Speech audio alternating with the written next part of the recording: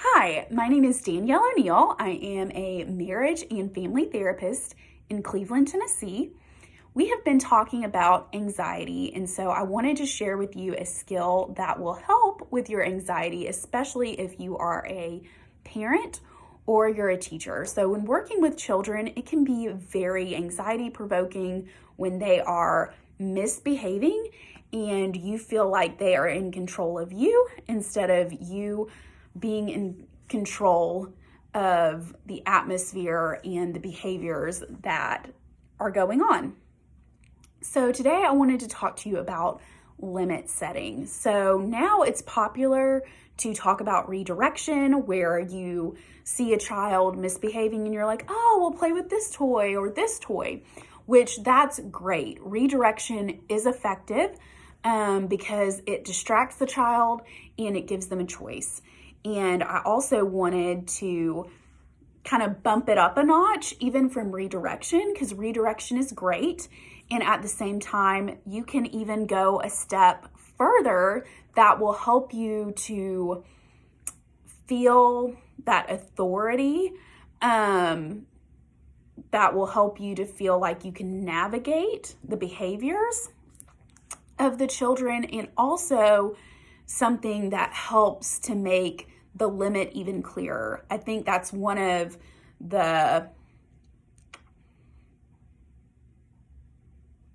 downsides to redirection is that while you are offering them those alternatives, there isn't you're not really communicating what they were doing was not acceptable, and that is not a good and proper choice for the environment. So with limit setting, it's really simple. It's 3 steps. It's an acronym called ACT. So number 1, acknowledge. This is really good, and it will help you to connect with the child. It helps that emotional connection, which when you feel emotionally connected to the child and they feel emotionally connected to you, a relationship is built. So it might be something like, you're really angry, you're really frustrated, you really want to hit Susie. Okay, so that's acknowledging it. So that's validating it, that's connecting with them. And when you acknowledge, now you've got their attention. When you say no, no, no, that does not get their attention. But acknowledging how they feel and what they're desiring to do, that will get their attention. Number 2, communicate the limit. So Susie is not for hitting. So instead of saying, no, no, no, don't do that, or here's this, don't hit Susie, do this, it's clearly communicating Susie is not for hitting.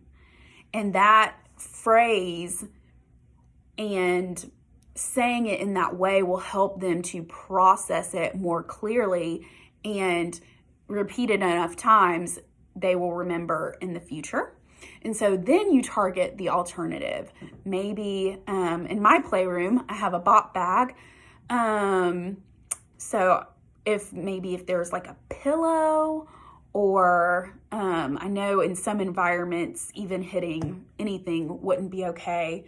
So I understand you're really frustrating, acknowledging the emotion.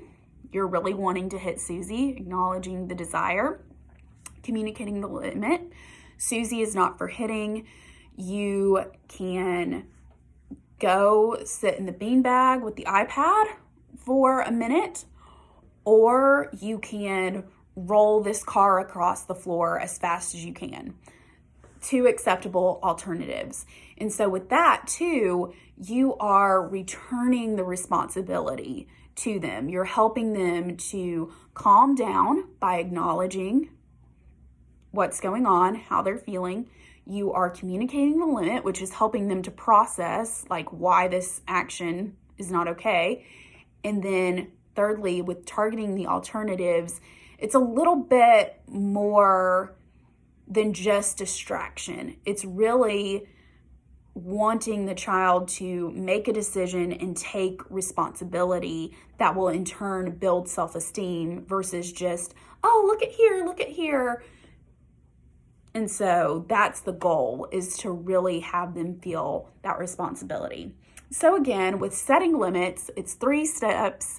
The acronym is ACT. So acknowledge the feeling, communicate the limit, target the alternative. Thank you, and see you next time.